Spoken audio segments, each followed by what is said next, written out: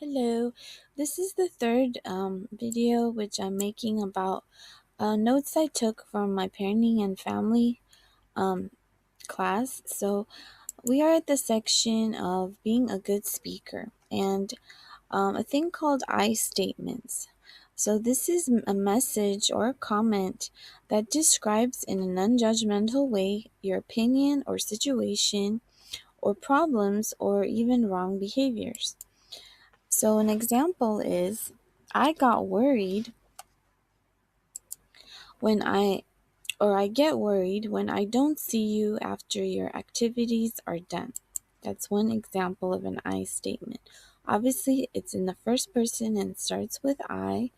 The format of I statements is I feel and an emotion about your a behavior or action because of and the consequence.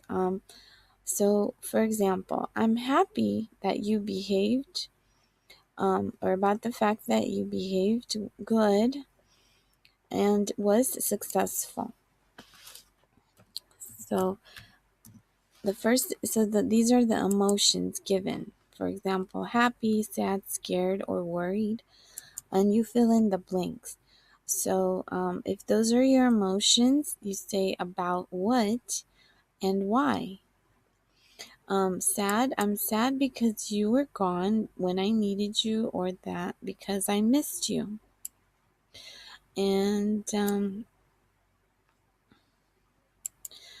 I was scared because I thought about the fact that you were not here, maybe, or I thought something bad may have happened. I'm worried um, uh, about maybe what is going on with so and so, and I wanted things to work out differently than they did. So it's important to be as specific as you possibly can in describing your feeling. So also try. So once again, when communicating, try to keep it simple and short. Focus on one thing at a time.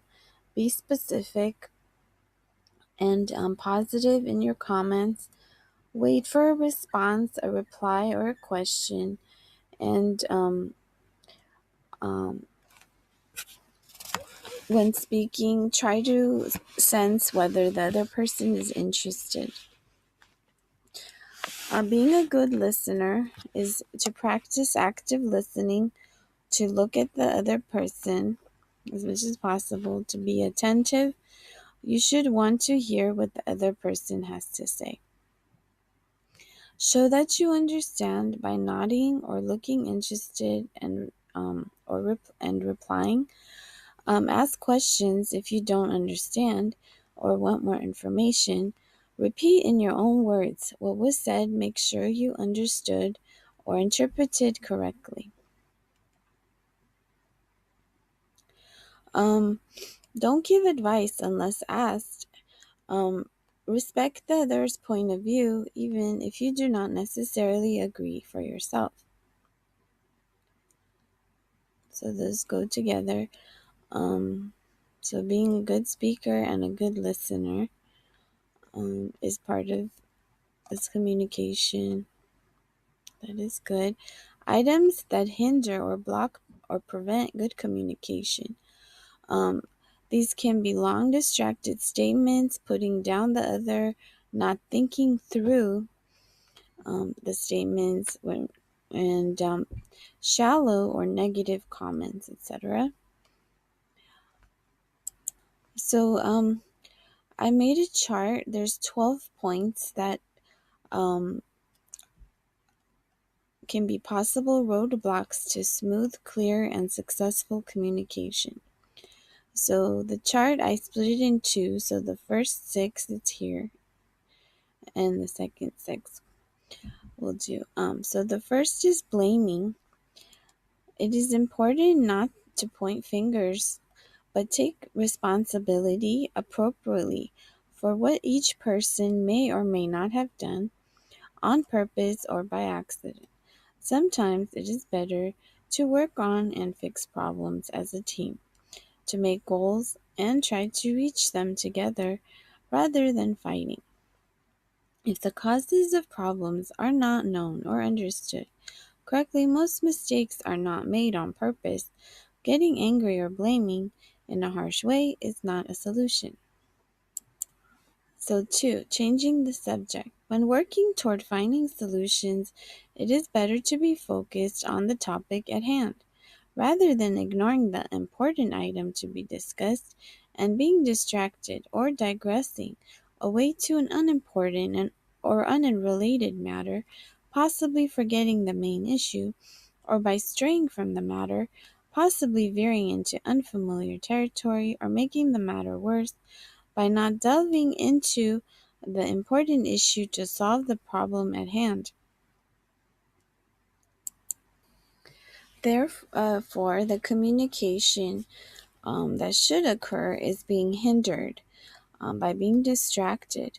Discussion usually leads to solution. However, ignorance leads to further problems. Alrighty, next one. So 3, sounding hopeless.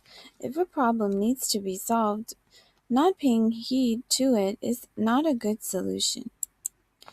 If it is an important problem, then it must be dealt with in a strong and powerful and optimistic way.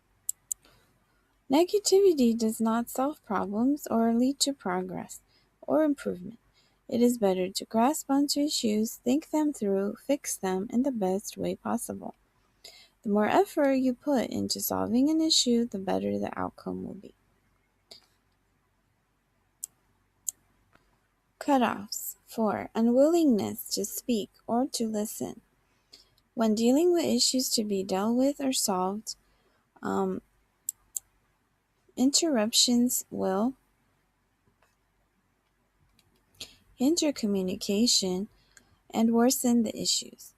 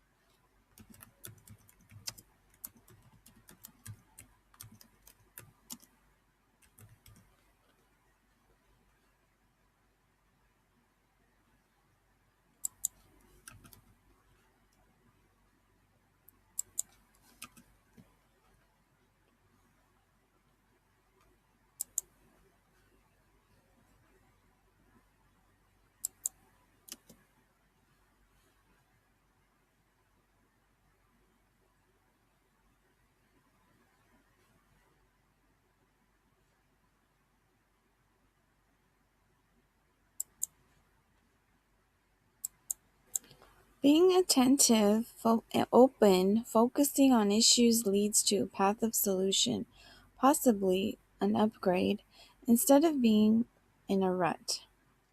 5, defensiveness. If a person is unreasonably, unjustly attributed to various issues or problems, a way of protecting oneself, if misunderstood, may be taken as not being willing to communicate or compromise. Time must be taken to understand one another and reach solutions to undesired problems at hand. So, when you receive a response that was unexpected, then obviously has been a misunderstanding. So, time must be taken to understand one another, reach solutions, and communicate and compromise in a better way, and understand whose fault it may have been or the reasons for certain things. Um, a lot of times, the fault is not the person's. It is good to be careful, not lay unjust blames to prevent an undesired reaction from innocent bystanders.